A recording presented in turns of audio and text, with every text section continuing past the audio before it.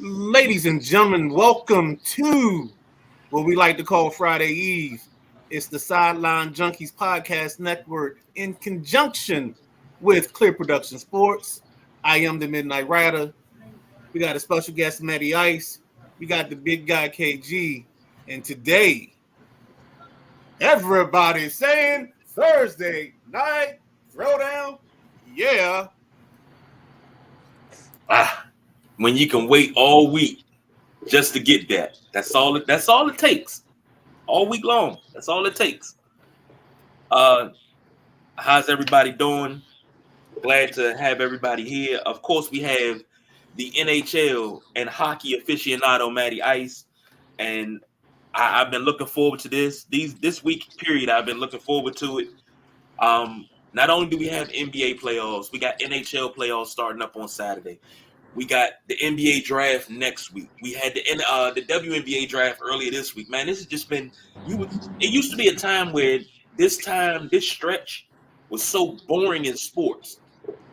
But I feel pretty good about it. How you gentlemen feel? Doing well. Totally agree, man. It's been going, bumping, and now you just got to see what happens next. Agreed. Really quick, couple of things. Scrolling at the bottom for those that are watching on video, for those that are in podcast land, www.buyfortmose.com. That's BUYFORTMOSE.com /discount/maniacs. That is our discount code to get you a little tasty beverage for these playoffs coming up. Playing games were absolutely awesome last night. Me and my wife watched both playing games last night. Bulls win. Kobe White. That's all I got to say. We watched both games. We're going to watch both games again on Friday. So you need a tasty beverage for that. You need a tasty beverage for Saturday to watch the NHL playoffs to start. Fort Mose is your place. And speaking of podcast land, if you can't catch us live and direct on YouTube, Facebook, Instagram, you can always listen to us the following day while you're on your way to work, while you're at work. You know, you're supposed to be doing some work. Put that earbud in. You can hit us up and listen to us on iHeart, iTunes, or Apple Podcasts, Podbean, Overcast, Google Podcasts, Odyssey app. Of course, the big boys are Spotify, Radio Public, Listen Notes, Ivy.fm, the podcast app. And anywhere you stream podcasts, you can listen to us on audio. So there's no excuse why you're not up to date and you're not finding out why the Midnight Rider is a world champion of comebacks. And when we have these special shows, which this show tonight is NHL Tonight, there's no reason why you shouldn't know going into Saturday the state of the NHL, what's going to happen in the playoffs, and how spot on Matty Ice is when it comes to breaking down the NHL. So instead of hearing my big mouth for the rest of the night, I'm going to sit back. I'm going to turn it over to Matty Ice. Thank you, guys. I appreciate this. I'm not going to put my camera on because I'm sitting outside a rest stop on 76, just outside of Pittsburgh. So I'm flying with this off of my cell phone here, and I'm going to be looking at my notes while I talk. So it's going to be easier just to do that and not have to worry about watching everybody stare down at my cell phone. So, the season's done as far as regular season. Well, tonight there's still 3 regular season games left to go. Most of it's going to happen is in place. There's still a chance for some shakedown in the West to happen, but we'll get into that a little bit later. I think the key big highlights this year for the hockey is a couple of huge scoring things and attendance. On Monday night, the NHL set their record for attendance for the year. They're currently at 22 million plus. Of course, that number's gone up because that happened at Monday night. They're reporting all the arenas are 97% at capacity, which is great. I think what helps them get a little bit of a bump on these numbers are having those outdoor games where you get 50, 60, 70,000. Those always help the overall attendance numbers. But it's still great to see that the last 2 years they've reached new attendance records each year. So people are going to the rinks, and that's what matters most. On the ice, Nikita Kucherov, Tampa Bay, he led the league this year in points at 144, which is a pretty good number compared to some of the years past. Quinn Hughes was the top D at 91 points. top goal scorer was, of course, Austin Matthews for Toronto. He hit 69, couldn't get to 70 last night. They were trying to feed him left and right, and it just did not happen.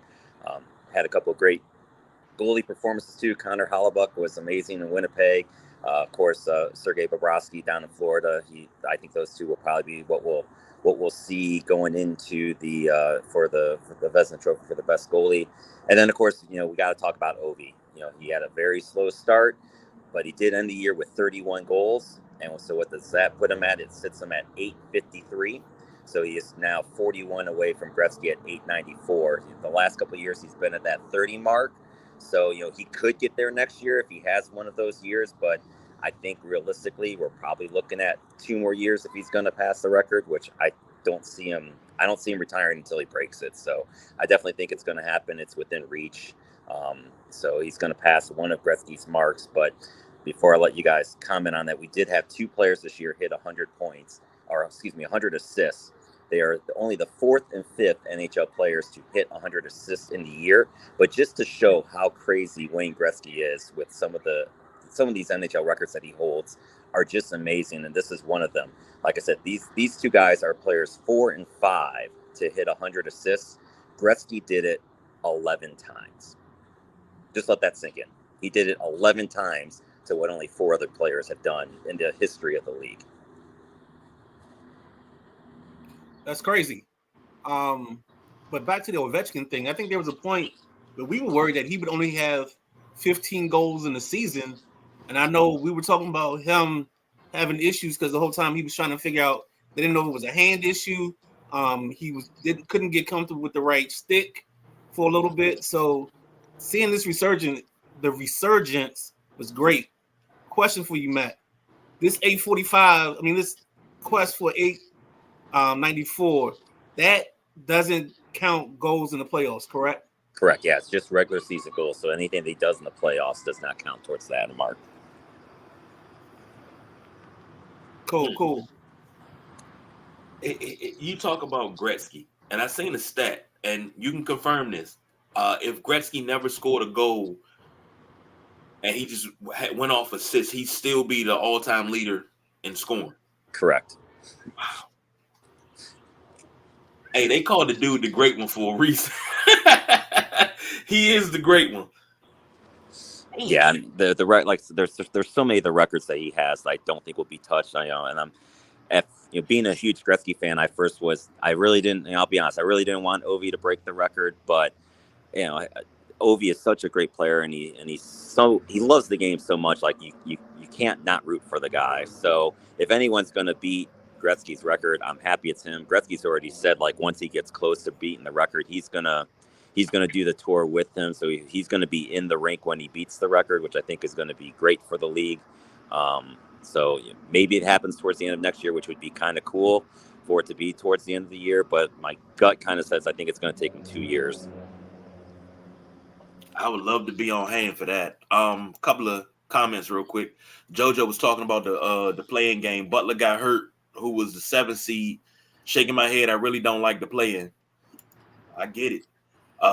Felix Bassi commented. He said yes when asked about the Gretzky goal. Not scoring a goal and still being an all-time leading scorer. JoJo, the great 8. Yep, and that's what he is, the great 8. JoJo also says, I hope my Caps can just somehow pass the Rangers. Somehow get past the Rangers. I hope so. And Felix says, I think he gets it in 2025. At this rate, I agree with Felix. And I think, everybody said the same thing. If he sticks in this 30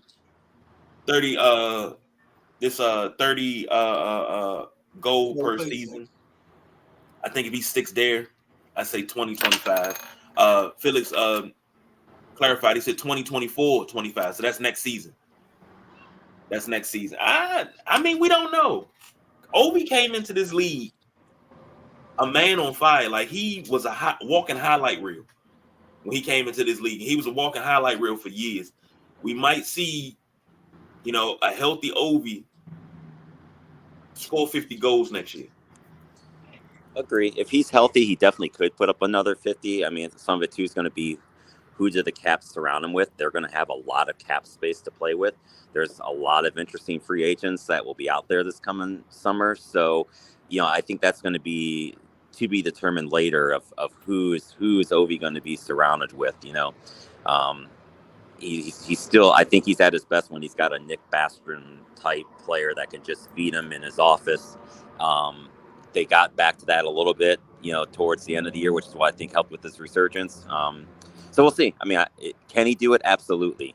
But the older you get, if you get injured, the longer it takes for recovery too. So I think that's going to be the only thing that could beat him is Father Time, because Father Time always wins at some point in time. Jeez, you just hurt my soul when you said that. Speaking of that, before we even get to Father Time, the Caps next season, do you think this run, this string of games that they put together to end the year is going to help them, and they'll get some momentum to carry over into next year, especially when it comes to the young guys like them, McMichaels and those guys? Yeah, 100% it will. I mean, these young guys they've had a taste of playoff hockey down at Hershey, because Hershey's always had a pretty good run.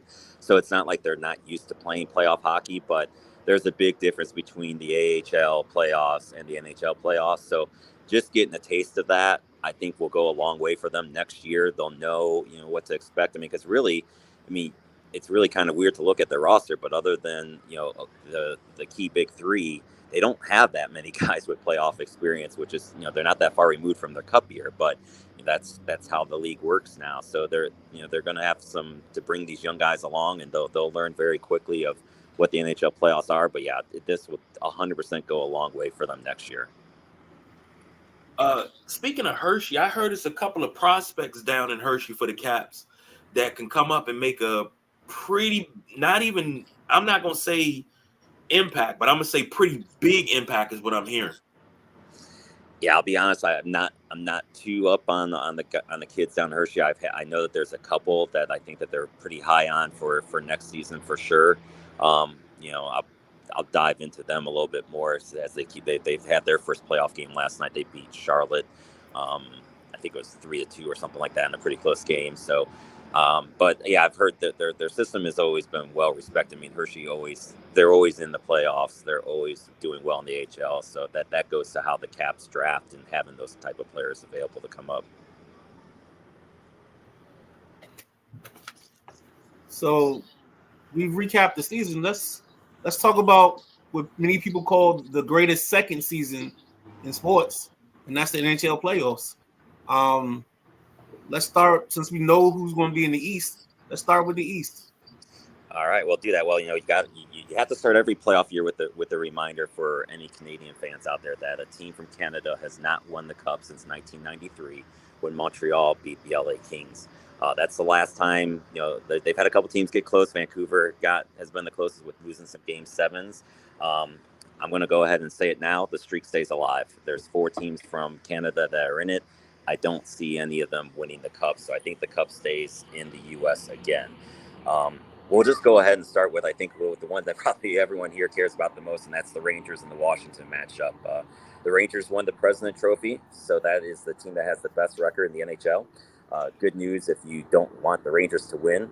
The President's Trophy winner has not won the Stanley Cup since 2012-13 when Chicago did it.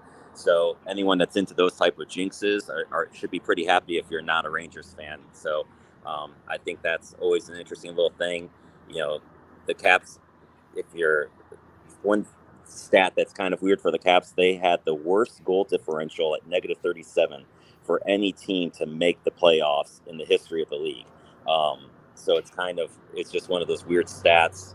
Doesn't mean anything in the playoffs. Probably not. It doesn't matter how many goals you win the game by. It just matters that you win. But it's a weird stat for sure. I think the Rangers are so deep, and their special teams are so good. And when you get to playoff hockey, the power play and the penalty kill is what matters most. Of course, the Rangers are throwing out a Vezina Trophy candidate with Igor Shesterkin. So it's just going to be, I think the Caps are going to I think of the 3 teams that were fighting for this last spot, the Caps are the team that can give the Rangers the best fight, because I'm never going to count Ovi out of a playoff series ever. As long as Ovi is playing in the playoffs, the Caps have a chance. But I think the Rangers are just too deep. I think, my gut tells me I think the Rangers win this in 5, but I could see Ovi, and if Lindgren can get hot, I could still see them making it a 6 or 7 game series. I don't think any of the games are going to be blowouts. I think the Caps have learned how to play a pretty good defensive system when they're on their game. They've been on that game lately, so ultimately I think that's where that series comes down.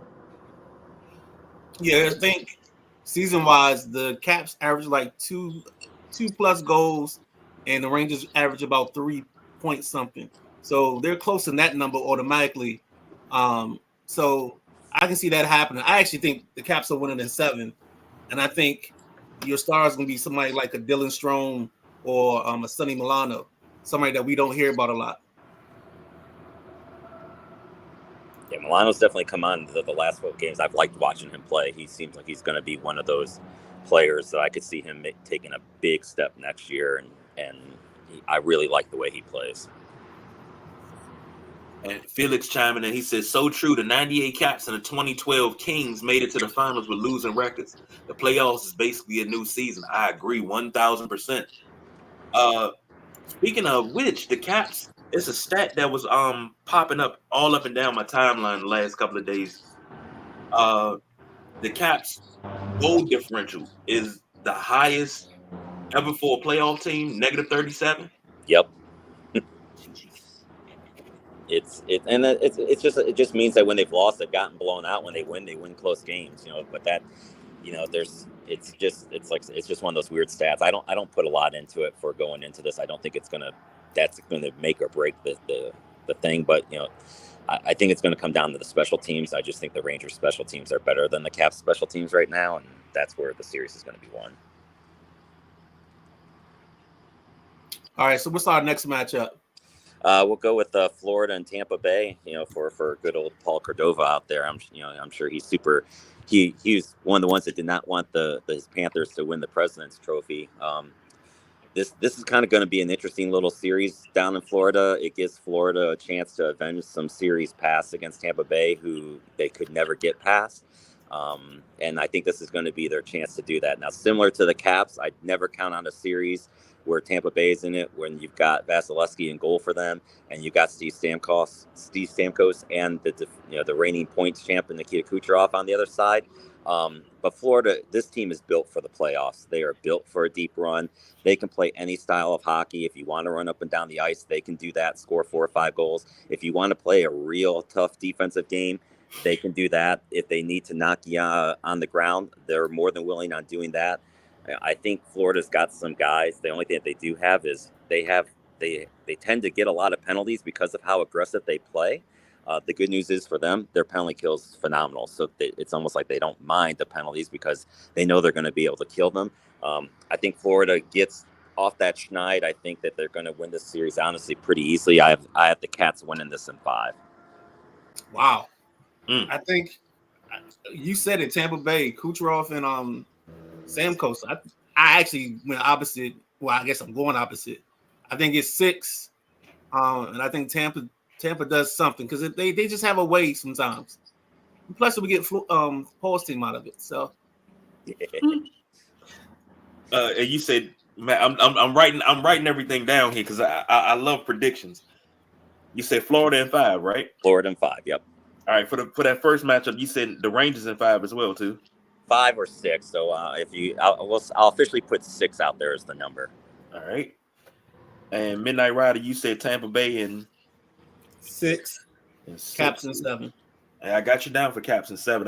I'm with that Caps in 7, but just hope it don't. When you play these long series to start off, it takes so much out of you for the next round. And it seems like if you playing a team that's on long 8-9 day rest and you're coming in off a 7-game series, it's almost, if I looked at the record book here and flip through that, most teams that play in NHL playoffs, what's that, 7-game series in the first round are 2,000,002 0. Approximately, but it's a hard win. All jokes aside, it's a hard win coming off a 7-game series. So I just hope, even a 6-game series, I hope these teams have enough energy left for the following round. Yeah, it can be tough coming off the start, but then you also have that game one. Those are the ones where when you got the team that just finished the 7-game series and you got a team that maybe's been sitting around 3 or 4 nights, that's the get you game where because they're fresh because they've kept playing, they haven't gotten any rust into their game. So if that team can win game one, then that's when you can start being like, okay, they're going to be in the series again. But yeah, if they come out and that team just gets railroads them, then that's when you got to start thinking, this could be a short series coming back. I don't know what order you have it in, but I'm taking it the Kings are your team. So let's go Boston and Toronto first, and then Okay. finish up the East with your team. Yeah, I mean, this is another interesting matchup. It's an original 6 matchup. This is another one where Boston, over the last few years in the playoffs, has always had Toronto's number. Boston was the President's Trophy last year. Everyone was high on them. They were up 3-1 against Florida, and then Florida wins 3 in a row, and then they end up going on that amazing run that they go on all the way to the Stanley Cup Finals. I think Boston's got that on their mind. There's a little bit of concern for them of are they, just kind of Boston, I think, had 16 or 17 games that they lost in overtime in the regular season, which that's how they got a point. So even though they're high in the points, a lot of it is that overtime point, which, guess what? In the playoffs, you don't get those anymore. You got to win the game. So I think there's some concerns for Boston, but Toronto likes to play an up and down game. They are not very good defensively. Their goaltending is still kind of questionable. Ilya Samsonov, might be a name that's familiar for Caps fans. He kind of started playing a little bit better towards the end of the year, but that team defensively is still not good. Their penalty kill is really bad, and Boston's power play is really good. And I think in the end, that's going to be the difference in the series. I think Toronto will keep it. Toronto's going to play him tough, but I think Boston wins this in 7. I think 6.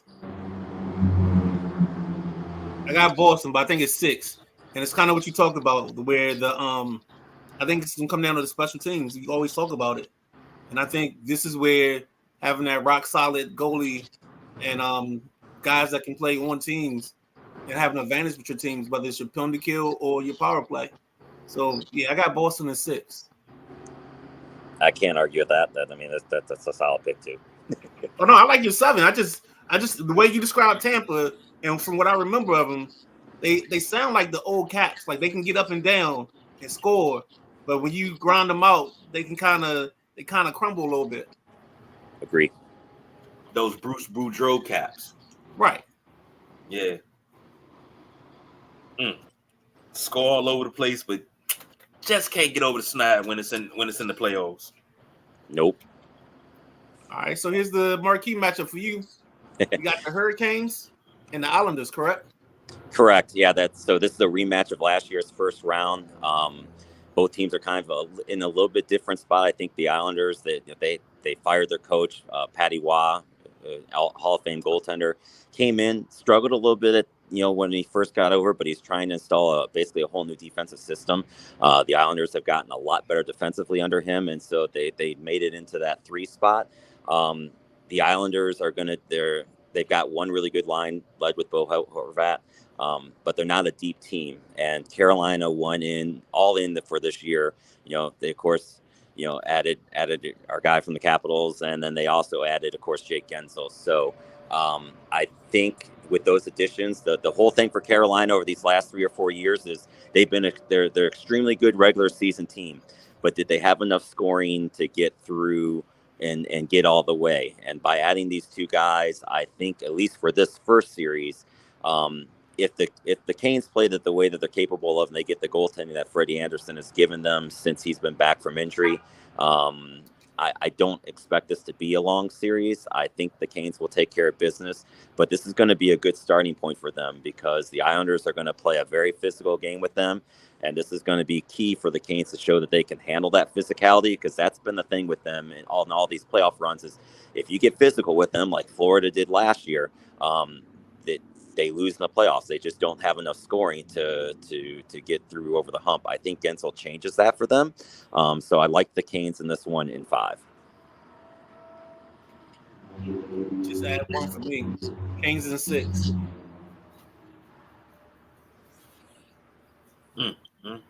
I'm writing all this down to let y'all know.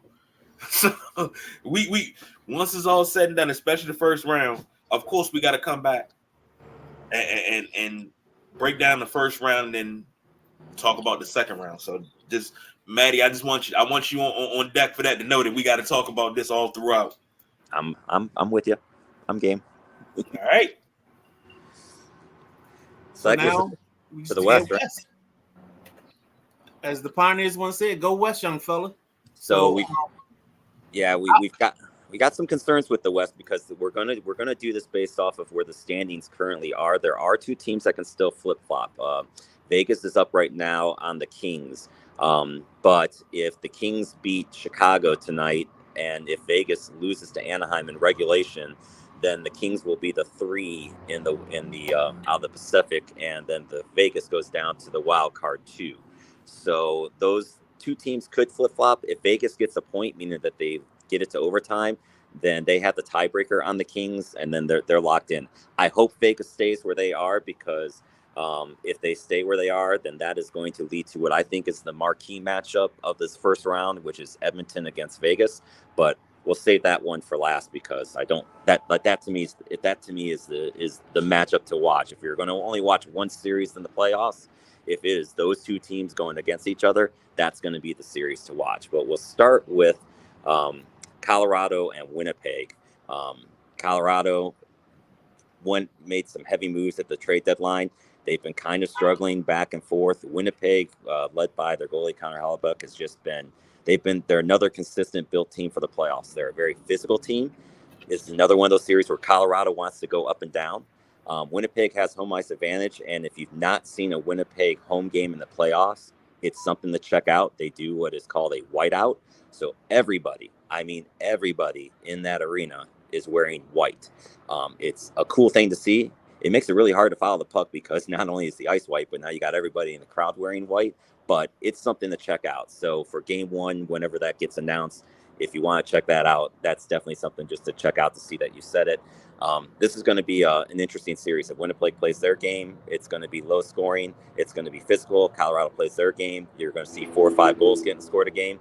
I think Winnipeg's going to win it. I think it's going to go all 7.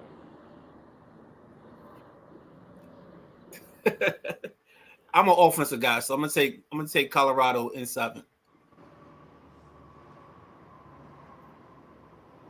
And it's mostly because I think sometimes in the playoffs, if you can get a team to get out early, they can sometimes change the momentum and take that home ice away from teams that like to pound it a little bit. So, and Colorado could easily win this series. And this is another one of those series where they're arguably, of the 16 teams that are in the playoffs, I think you can make a strong argument for 12 of them to say they could win the cup. These are 2 of them. It's kind of weird to me. Like in the matchups in the East, I honestly think chalk is going to hold, where the 4 top teams are the 4 best teams, which is going to set up the Eastern Conference semifinals could be just crazy good. In the West, they've got the first round matchups that, to me, this one and the Colorado Vegas, or the Edmonton Vegas one, if that holds, these two series are going to be just incredible. Felix says Winnipeg has an atmosphere I usually see in football, like the stands shaking at RFK levels of passion. Yes, Winnipeg does that, and Carolina does that too. Remember, it's called the loudest house in hockey, and their decibel levels will usually hit 110 for a playoff game. And what makes Carolina hockey so unique is they're in the middle of Duke, NC State, and UNC. So the Carolina Hurricanes are the only team in that area that everyone gets behind, and the parking lot, they got a big, huge parking lot, so they tailgate like it's college football. It's crazy. But Winnipeg has a great atmosphere too. It's a small building, so small buildings always do well in the playoffs because they just get super loud. All right, where you want to go next, Matt? I'm gonna let you guide this. We'll go with what should be Vancouver and Nashville. This matchup features the 2 coaches that are likely going to be up for the Coach of the Year, Rick Tocchet in Vancouver and Andrew Brunette in Nashville. Brunette's no name that should bring some bells from Capitals fans. He did have a few seasons there with the Caps. Now he's the coach. He's done really well with Nashville. Vancouver, they're led by Quinn Hughes on defense. He's they're another one of those all around really built teams. Nashville was arguably the third best team in the NHL since January. They went on like a 15-16 game streak where they got a point in every game to get them into this spot. I think unless Saros in goal for Nashville can steal 2 or 3 games, I think Vancouver is going to be a little bit too much for them, though. So I'm taking Vancouver in 6. I like Vancouver in 5. Yeah, I gave Saros 2 games. That's the only reason why I went 6. No, I know. That's why when you said it, you changed my mind from 6 to 5.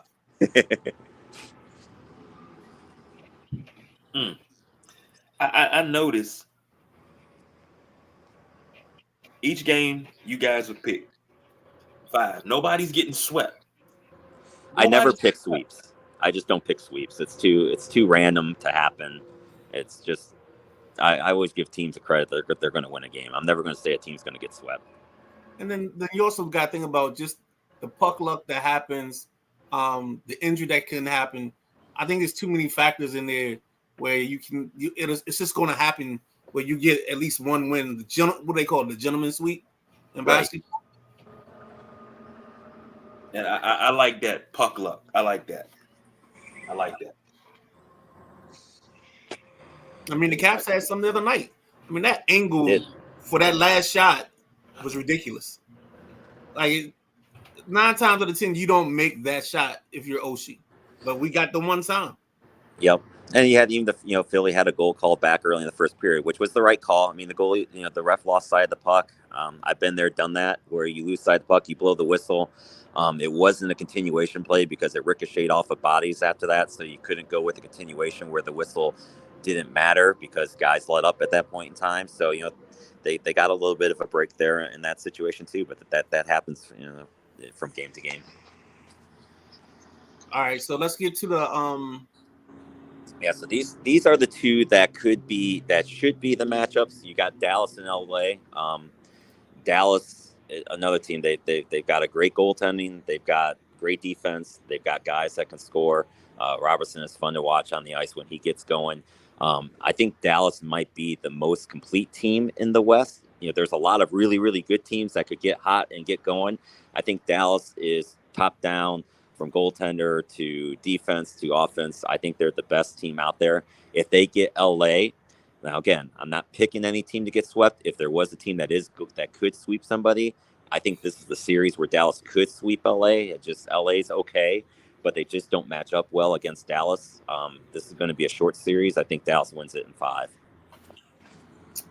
Totally agree. From everything I've been looking at so far, yeah. And then Dallas also comes in a lower. They 8 of their last 8 of the last 10, something like that. Yep, they're on a roll coming in. Yeah, I like that. I like teams with momentum.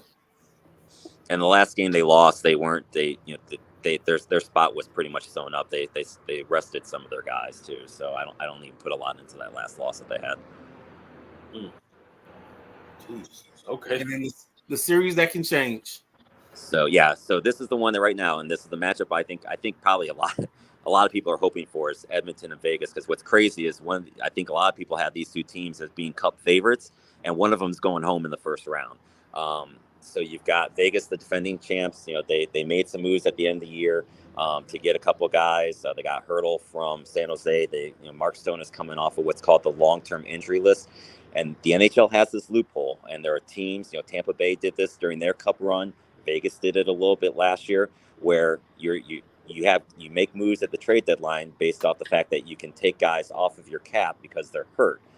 Once you get into playoffs, there's no longer a salary cap. So these guys can then come back in, and even though your team is technically, quote, over the cap, unquote, they're okay to play. Vegas is going to have that again this year. They still haven't played well since they've even added some of these guys, and I think some of it's just, can they get used to each other and gel in time? They've got Aiden Hill in goal. Edmonton is, of course, led by McDavid and Draisaitl. But their big turnaround has been when they started playing better defensively and Stuart Skinner started learning how to play goal.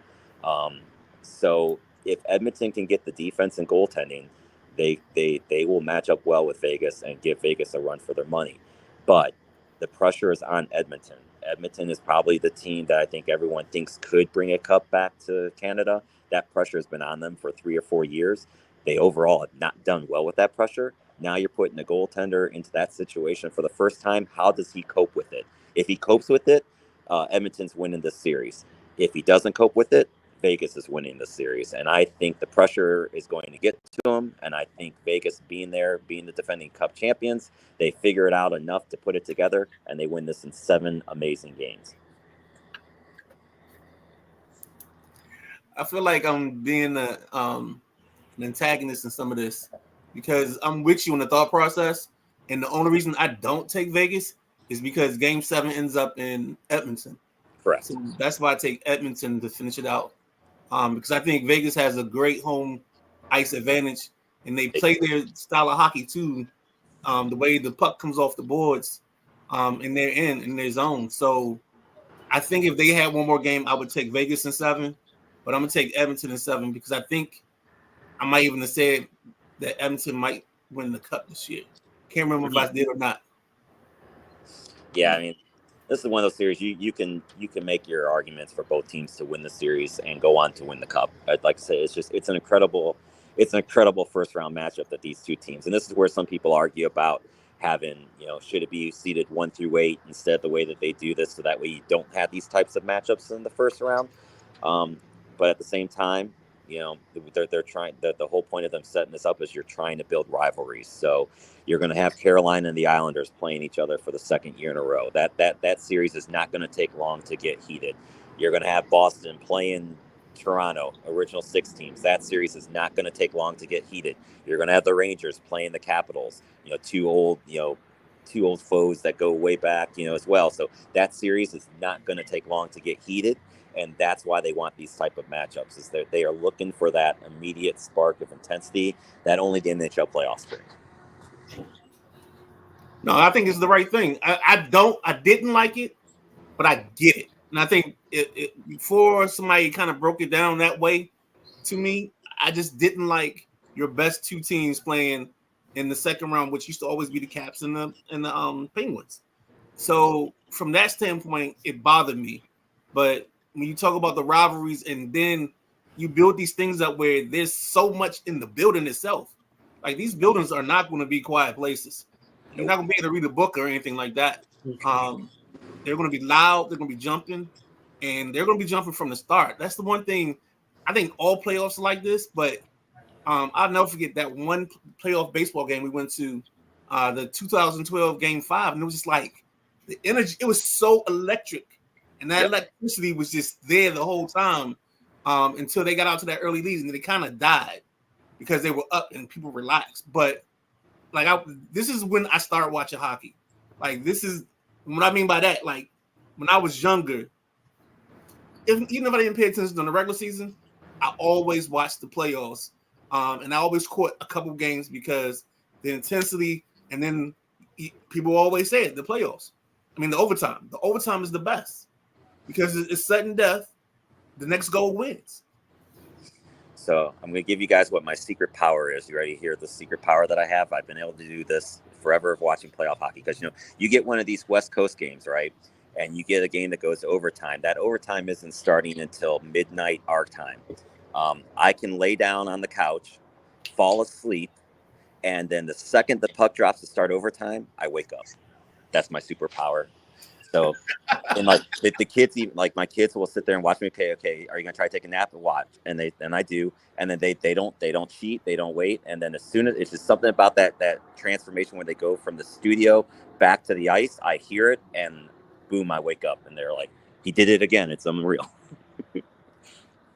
My superpower is a little bit different. I fall asleep on the first game and then wake up midway through the second game. That's my superpower.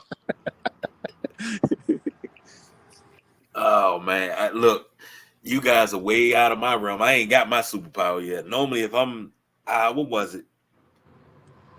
It was a Caps playoff game, and everybody was at the house. I was cooking on the grill and everything, and I sat down and I was like, "Yeah, I'm gonna nod off because I've been up since about 5 a.m. I couldn't go to sleep. I watched the whole entire game, animated and everything. I need that superpower, man. what spider bit y'all? What camera ray hit you? Like, I need that, man. Nah, you don't want mine.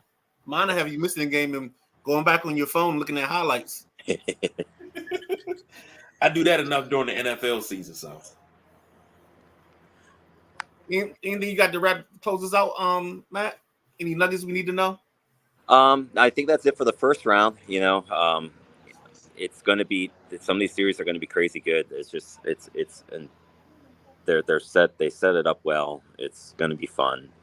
It's to get to, you got to win 16 games. These are the hardest 16 games to win. Each game gets harder and harder to win. You get a team that's on the brink. That's the hardest one to win until you get to the next series. It's going to be something. I think overall, my honest top two favorite teams, I think, are Dallas and Florida to get there. I think Dallas wins it, but we'll see what happens. And that's coming from, trust me, I'd love to see my Canes do it. That second series against the Rangers is going to be crazy good. And we'll see what happens. But I like Dallas, and I can't find anybody that's going to beat Florida in a 7-game series in the East. And that includes my Canes. So we'll do it this way. We heard you say you like Dallas and Florida, but we're gonna give you a clean slate each round. Okay. So that way you can start afresh. So if you need to change for some reason, you can change it. No questions asked. There will be no penalties. This is like an Etch-a-Sketch. All we're gonna do is shake it up after the round's over and start a new deal. We might have some young people watching, trying to figure out what the hell an Etch-a-Sketch is. Right. Yeah.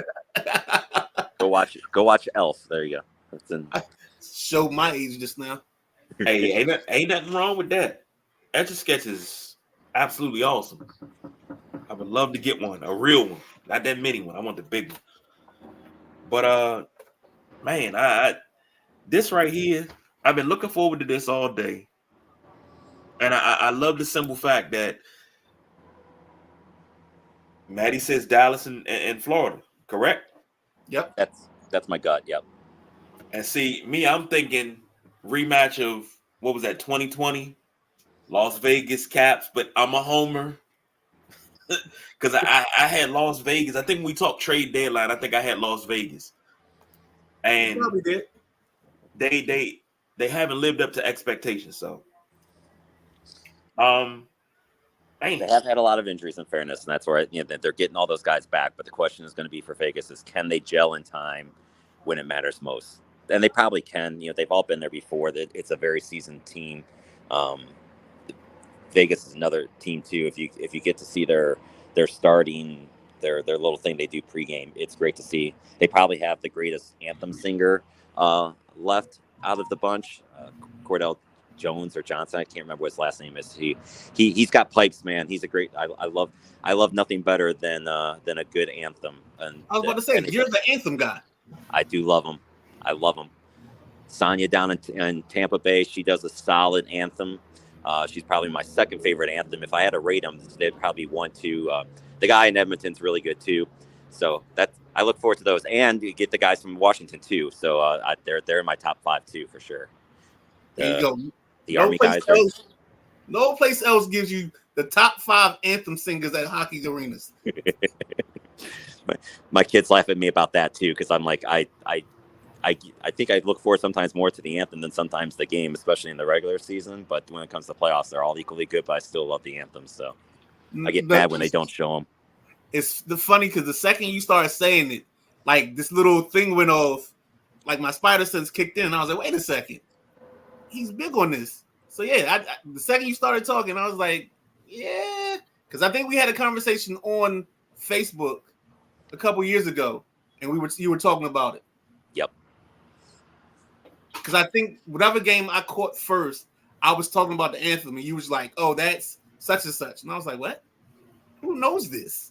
Why do you know this?" Matty Ice knows it. Exactly, baby. All around hockey coverage. Well, I see the thing at the bottom. Wrap it up, baby. Matt, you got anything in closing? No, I appreciate you guys having me on. I was happy to do this. I was glad I was able to stop on my drive in Philly. I still got 4 more hours after this. So that could get a little brutal later on tonight. But so I'll have to find some good music to keep me awake. Well, wait. You in the right place. you in the right place now. It depends on what genre you want to go with, because we got it all. I know. Like, well, I'm an 80s kid, but 80s only goes for so long. So I might try to find some good jazz tonight, I think. Some good upbeat jazz. I can't have the slow jazz tonight. I need some good upbeat jazz, I think. Okay. Or you could watch yourself on replay on YouTube. Dog, trust me, I've done that before. Like at 2:00, I'm up because you guys don't know, but I don't sleep from 2 to like 4. My friend nicknamed it my sub morning. But yeah, during my sub morning, I'll sit there, and if I can't find anything to watch, and I don't feel like watching Moneyball or Silver Lining Playbook for the 10 millionth time, it's right over to us. Catch us for at least a half hour, and then realize this kind of feels obnoxious that I'm sitting here watching myself on TV. And then it's like, if you can't love yourself, who can you love? Exactly. Well, that's true. I mean, there's also Law and Order too. Nah, I can't do that shit. What? I don't. I've probably watched bits and pieces of Law and Order. I don't know if I've ever watched the whole episode.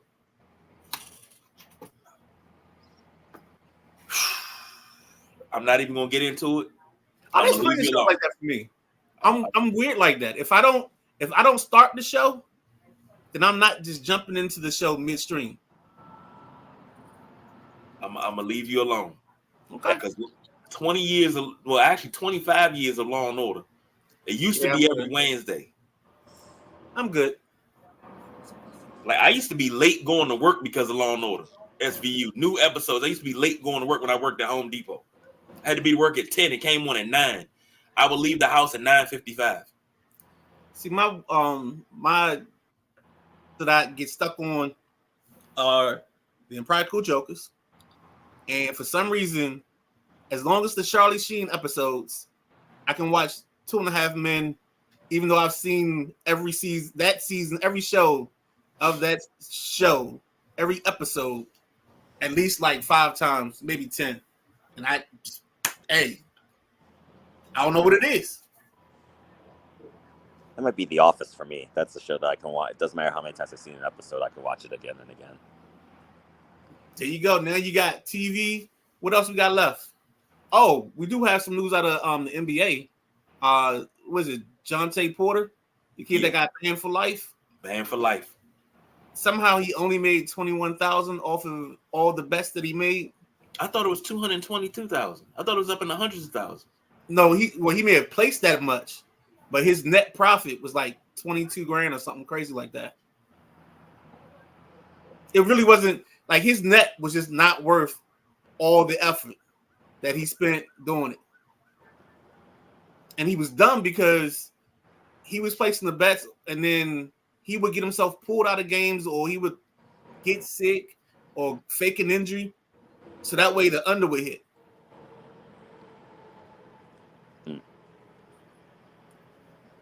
Have we not learned anything from previous mistakes when it comes to this is the tip of the iceberg?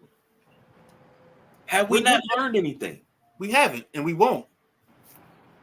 Because in 5 years or 10 years, we'll have the Ohtani 30 for 30, and we'll have some breaking news on that. The interpreter will come out and say it was Ohtani the whole time. Like, we're gonna have some scandals around gambling because it's so prevalent. It's everywhere you go, everywhere you look. And the fact that, these players are they want to gamble too. All the leagues promote it. So, I mean, what do you expect? It's the gift and the curse. And that's part of your argument. I just led you right into your argument. Go ahead, KG. This is crazy because this dude's still on this rookie contract. Right. So you squandered away your whole entire career. And the second person to get a lifetime ban since Roy Tarpley in 95 off of gambling. Bro, are you serious? I'm good. I'm not even going to get into it. In hoops news, WNBA in particular, and this is going to be a trend that you're going to see when it comes to the Indiana Fever. I know the Mystics have moved their game already to the Cap One from the Sports and Learning Center. So I know at the time the way it was set up, the Sports and Learning Center, the lowest price ticket for that game was $190 something. So, yeah, and that's been a couple places. I know a couple places that they've gone from whatever the smaller arena is and reached out to the NBA team or whatever the arena was that they used to play in, and gotten the bigger stage for those games. And I just had this argument with a coworker. She was like, "I understand why these girls don't make this that much." I was like, "You gotta have the revenue." It's part of the reason why I posted the attendance or the average attendance last season. And I think for all these people that think it's unfair, I mean, you can't have a league where you pay the players more than the money you make. I mean, you fighting back, you hustling backwards. Yeah. If you only bring in 40 mil, you can't pay 10 mil to a one player. But we'll see the revenues go up a little bit this year. The key kicker is, will this be sustained or will this be a flash in the pan? Like, will America be like, oh, I've had my fill of this and walk away from it? Because they've done it before. You had the big stretch with women's soccer. Then you had WSL, and then it didn't translate.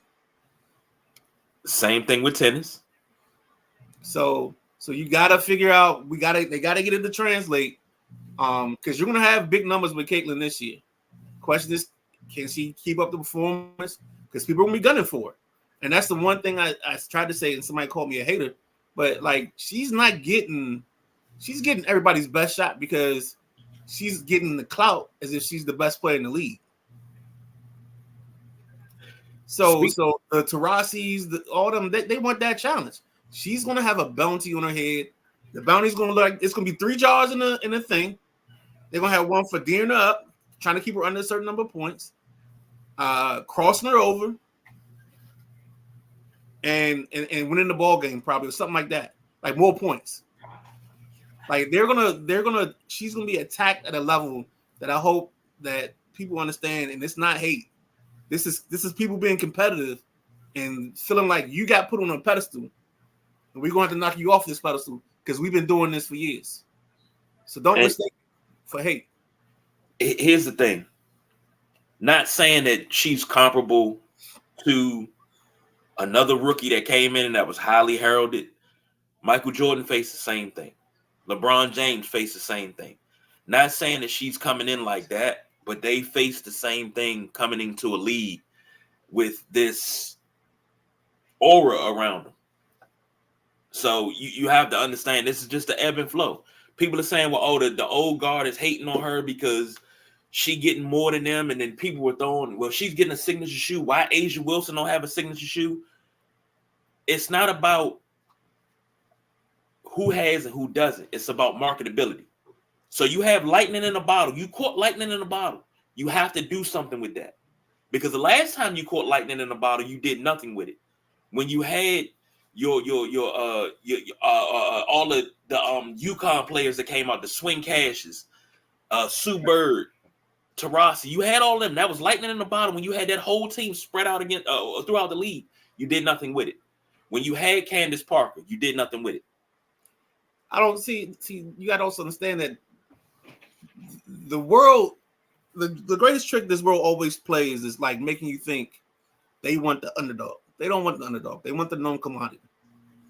They want that person that they feel is the best at whatever they do, the person that is the trendsetter, and they will follow that person. It's almost like it's akin to golf right now. Golf doesn't have a Tiger Woods. I mean, Scottie Scheffler is dominant, but Scottie Scheffler won't be able to carry the league like Tiger did. And they don't have that guy. And that's another sport that had that problem. NASCAR had like a bounce, but they struggled a little bit. They've gotten it back. But there are sports that they had this lightning ball, like you said. But if you don't take care of it the right way and nurture it, it's gone in a flash. Agreed. I'll say this. When it comes to endorsement deals, don't look at it as, well, why is she getting this, but so-and-so didn't get that? Look at it more along the lines of, all right, she opened the door, because once she gets her money and it's marketable, everybody else can start getting their money as well. Because when nobody wanted to sign with Nike, right? Nike does the Jordan thing, gives him a signature shoe. Then he opened the door not only for himself, he opened the door for Charles Barkley, Scottie Pippen. Then you get the pennies. And the top two selling Nike signature shoes are Jordan and Air Penny. So you got to think of it along those terms. It's opening the door. Don't see it as she's getting all this shine right now. Yeah, let her get it. Let her get it. So it's going to work out as a whole for everybody. Okay? It's like Novocaine. Give it a little time to work. Oh, and before we get out of here, I really want to give another special shout out to Matt. He hit me up. It's funny, when he hit me up, I think you texted me right after it. But he was ready to go. And we just I know we got a couple other people that like hockey and know a little bit of hockey, so we might be able to get us a hockey roundtable soon. Oh, that'll be great. And I'll say this. Matt had to go.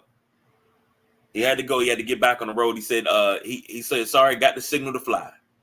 And had to fly. So he had to go. This is something that I only dreamed about when we first started this show. Having a community where you can talk all along the lines. You know, you have your hockey experts. You have your baseball experts. You have your NFL, your NBA experts. Everybody that, you know, has a sport that may not be mainstream to everybody, but you can come in and you can teach. And having this platform to be able to sit down with people that are like-minded and talk. I haven't been this interested in NHL playoffs where we're breaking down stats in years. You know, normally it's just watch the game. Okay, did the Caps win? All right, the Caps won. All right, I'm good. Now, sitting here breaking down stats, and here's the thing that you didn't see behind the scenes. Matty Ice did a Word document with everything that he talked about. And I read through that Word document. I was like, damn. And I started writing down. I was like, no, I'm just going to leave it up on the screen and keep going back to it. He wrote a Word document and rolled with it. Impressed is the understatement. He made this show what it is. I love having NHL tonight. I can't wait until we start getting really into MLB and we start talking about the Nats and everything. It's beautiful. It is absolutely beautiful to have this community that we have with the Sideline Junkies.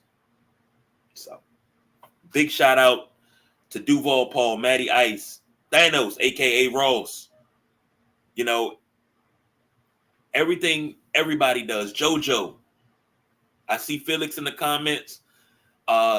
Big shout out to everybody. It don't matter if you contribute on screen, behind the scenes, in the group, in the comments. It don't matter how you contribute.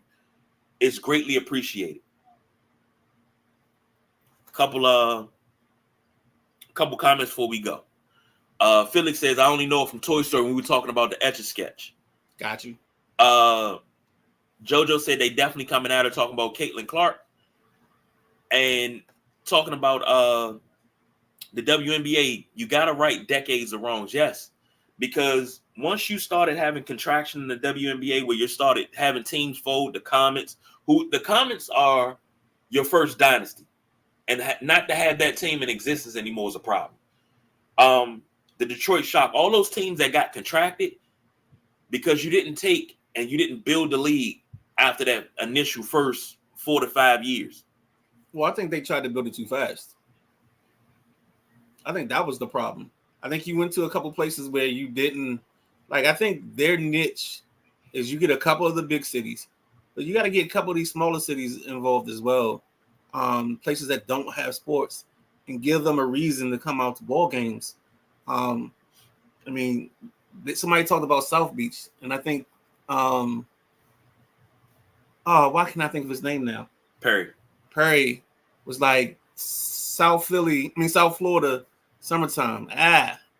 Like you got to be very conscious of where you go next. There's just certain places that are interesting, and then not to go get off of this subject, but I got to transition a little bit because we talk hockey all show, and tomorrow, whether they're the Arizona Coyotes, the Phoenix Coyotes, they move to Utah, to Salt Lake City tomorrow. So we'll get the unveiling of whatever Utah, whether it's Salt Lake City Hockey Club or whatever their name's going to be. You're going to get that tomorrow. You'll get new colors and uniforms put on display for tomorrow. So just another thing that's in the Wrap It Up B segment. What's crazy is when I saw they were moving to Utah, I said they won't be able to use the Stars name because every team that moves to Utah always uses the Stars. You had an ABA team called the Utah Stars. You had a WNBA team called the Utah Stars. They won't be able to use the Stars because aren't the Dallas still the Stars? Yeah. So, but I feel bad for cities like that where their teams leave. They up and leave at the drop of a hat. That announcement was just made a week ago. That hurts. And JoJo says, we need Matty Ice fan dude picks for the NHL. Yeah. I don't think Matty Ice is a gambler. I think, JoJo, you and I are the only two degenerates in the group. Only two. Because she pulled up, she pulled up a stat the other day, like 0 home runs in the game. I was like, who finds this stuff? It's JoJo. No offense, but I love her. Some of the craziest bets I've ever placed, I've gotten from JoJo. Like I've seen her post, and because we have a called Savage Betters. There's a guy Terry that Tycoon Terry that he puts in bets, and next thing you know, all you hear is the cash register. He going to the window collecting. It's not every day, but it feels like it's every day. But yeah, JoJo, we gotta find us somebody else for that. Well, we at that mark, Let's get on up out of here.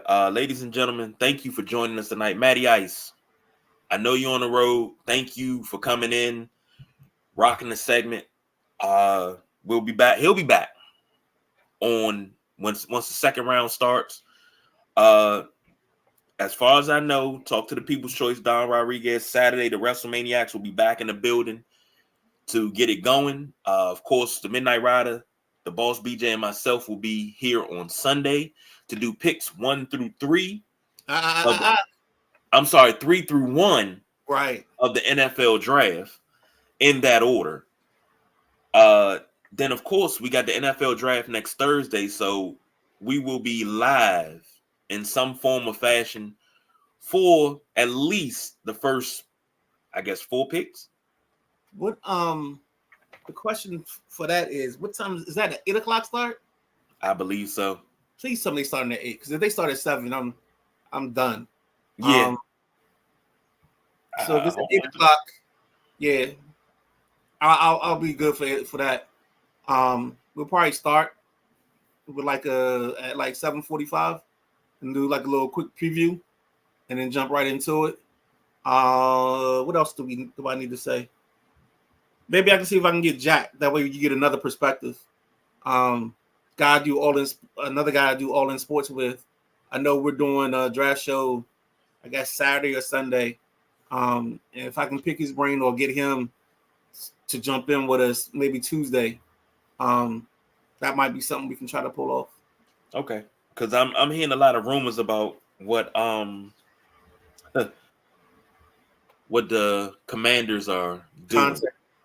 Yeah, I'm not talking about. I'm just hearing a lot of rumors, and I'm following up. I'm like a old school reporter. I got the little hat on with the press pass up in the top, and I'm running around just checking on stuff. So, all right, ladies and gentlemen, once again, thank you for joining us. That's the Midnight Rider. I'm the big guy, KG. Matty Ice had to run. Again, thank you for joining us.